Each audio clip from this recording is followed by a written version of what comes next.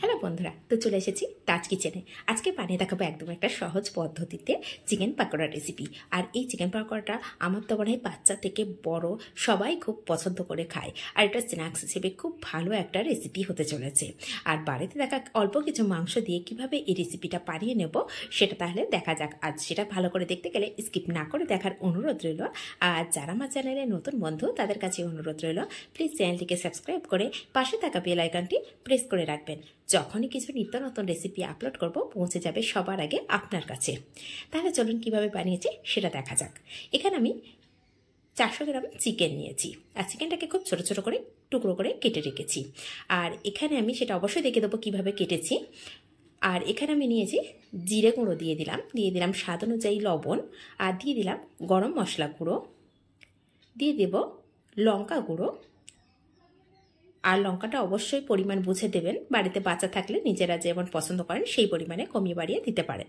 আর কালারটা একটু ভালো আসার জন্য দিয়ে দেবো একটু কাশ্মীরি লঙ্কা।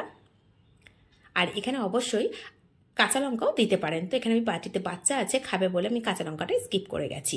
দিয়ে দিলাম সামান্য হলুদ গুঁড়ো, আর এখানে দিয়ে দিচ্ছি কাসুরি মেথি। এটাও যদি হাতের কাছে না থাকে অবশ্যই স্কিপ করতে পারবেন, তবু হাতের কাছে থাকে যদি দিতে পারেন তাহলে টেস্টটা কিন্তু একটু অন্যরকম লাগবে। আর এখানে কিছুটা কারি পাতা ছিল আমার কাছে, সেই কারি পাতাটাকে ভালো করে কুচি করে নিয়েছি, সেটাকে দিয়ে দেব। আর এখন দিয়ে দেব মিডিয়াম সাইজের দুটো পেঁয়াজ কুচি।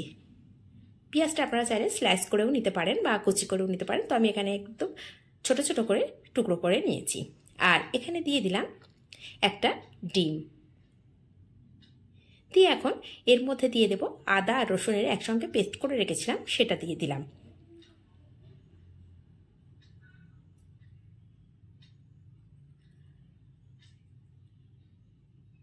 তো এটা হাফ চামচ, সেজন্য এখানে আমি 1 চামচ আদা রসুনের পেস্ট ব্যবহার করেছি, এটা হাফ টিস্পুন। আর এখানে দিয়ে দেবো ছোট একটা লেবু, লেবুটায় খুব বেশি রস ছিল না সেজন্য সম্পূর্ণ একটা লেবুই আমি এখানে দিয়ে দিয়েছি। এই লেবুর জুসটা দিয়ে দেখবেন এর টেস্টটা একদম অন্যরকম লাগে। তো দেখুন এই লেবুটায় খুব বেশি কিন্তু রস ছিল না বা জুস ছিল না, সেই জন্য আমি এখানে একটা লেবু সম্পূর্ণই দিয়ে দিয়েছি। দিয়ে এখন সব কিছু একটু মিশিয়ে নেব ভালো করে। আর এই মেশানোর কাজটা একটু ভালো করে যাতে করে এখানে সমস্ত মাংসের মধ্যে যেন সমস্ত মশলাগুলো খুব ভালোভাবে যায়, সেজন্য আমি চেষ্টা করি হাত দিয়ে একটু ভালো করে মিশিয়ে নিতে, আর একটু সময় ধরেই মেশাই। আর এটা মেশানোর পরে এটা 20 থেকে 30 মিনিট যদি হাতে কম সময় থাকে এটা এইভাবেই রেখে দিতে পারেন মাখানোর পরে। তো দেখুন এইভাবে মাখিয়ে আমার রেডি করে রেখে দিয়েছি, এটাকে আমি সাইড করে এখন ঢাকা দিয়ে রেখে দেব। তো ঢাকা দিয়ে রেখে দেওয়ার পরে সম্পূর্ণ মশলার যে ফ্লেভারটা থাকে সেটা কিন্তু মাংসের মধ্যে চলে যায়, বা লবণের যে টেস্টটা থাকে সেটাও মাংসের মধ্যে চলে যায়। সেজন্য আমি ঢাকা দিয়ে রেখেছিলাম। মিনিমাম 8 ঘন্টা থেকে 1.25 ঘন্টা হয়ে গেছে, অন্য কাজে ব্যস্ত ছিলাম। তো এখন এটাকে আবারও কিছু উপকরণ মেশাবো। তো এখানে আমি নিয়েছি কর্নস্টার্চ, তো এখানে আমি দিয়ে দেবো 2 চামচ। যদি হাতের কাছে কর্নস্টার্চ না থাকে সেক্ষেত্রে আপনারা এখানে চালের গুঁড়ো যদি থাকে সেক্ষেত্রে চালের গুঁড়োও ব্যবহার করতে পারেন 2 চামচ, এতে করে ক্রিস্পি ভাবটা আসবে। আর এখন দিয়ে দেব বেসন। তো এখানে আমি হাফ কাপ বেসন নিয়েছি, নিয়ে যে পরিমাণে লাগবে সেই পরিমাণেই দিয়ে দেব। তো এখন আমি 3 চামচ নিয়ে নিলাম, হাফ কাপ নিয়েছি তার থেকে 3 চামচ নিয়েছি। নিয়ে এটাকে ভালো করে মিশিয়ে নেব। যদি প্রয়োজন হয় তবেই কিন্তু আমি এখানে বেসনটা মেশাবো, যদি না হয় সেক্ষেত্রে মেশাবো না। আর যদি বেসনের পরিমাণটা বেশি দিতে চান সেক্ষেত্রে সামান্য একটু 1-2 ফোঁটা জলও দিয়ে নিতে পারেন, যাতে করে সফট হয়।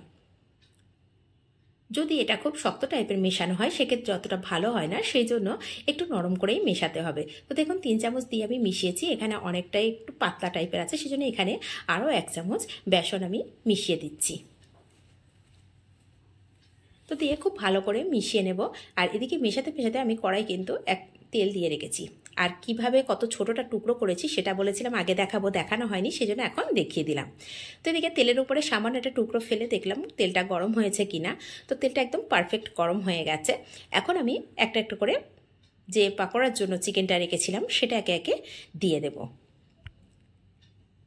আর এটা একটু সময় ধরে দেখাচ্ছি এই কারণেই যে চিকেনের টুকরোগুলো কতটা ছোট বা বড় করেছি সেই সাইজটা দেখানোর জন্যই কিন্তু খুব স্লোভাবে আমি এটা দেখাচ্ছি, যেহেতু প্রথমে আমি দেখাতে পারিনি যে টুকরোগুলো কতটা ছোট বা বড় করে করেছি পাকোড়ার জন্য, সেজন্য এখন আমি খুব স্লোভাবে তেলের ওপরে ছাড়ছি আর দেখিয়ে দিলাম। তো যতটা একটা কড়ার মধ্যে আসে সেই পর্যায়ে দিতে হবে।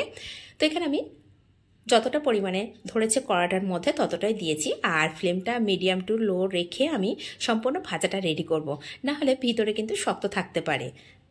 আর এটার মধ্যে লেবু দেওয়া বা অনেকক্ষণ ম্যারিনেশন করে রাখার জন্য কিন্তু অনেকটাই সফট হবে, ভিতরে একদম জুসি হবে আর উপরে একদম ক্রিস্পি ভাব আসবে। সেই জন্য এটাকে মিডিয়াম টু লো ফ্লেমে রেখে সম্পূর্ণ ভাজাটা রেডি করে নেব। তো দেখুন হালকা হালকা করে এইভাবে ভাজা করে নিচ্ছি, আর একটু উল্টে পাল্টে ভালো করে ভাজা করে নিতে হবে।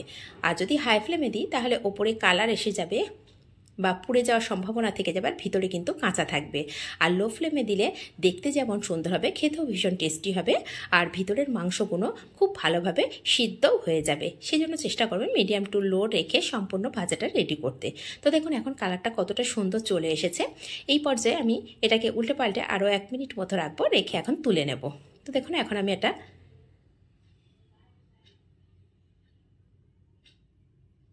আমি সবগুলো তুলে নিচ্ছি। তুলে নিয়ে বাকি যেগুলো আছে সেগুলো আমি দিয়ে দেব। তো কালারটা দেখুন, কালারটা শুধু দেখতেই সুন্দর হয়নি, এটা খেতেও ভীষণ টেস্টি হয়েছে। একবার হলো বাড়িতে কিন্তু এভাবে বানিয়ে দেখতে পারেন, আর যদি এইভাবে বানান কমেন্ট করতে কিন্তু একদমই ভুলবেন না রেসিপিটা কেমন হয়েছে। আর নিত্য নতুন রেসিপিতে প্লিজ চ্যানেলটিকে সাবস্ক্রাইব করে রাখবেন। আর যদি রেসিপিগুলো একটু ভালো লেগে থাকে আপনাদের, তাহলে প্লিজ লাইক করবেন, নিজেদের মানুষের কাছে শেয়ার করবেন।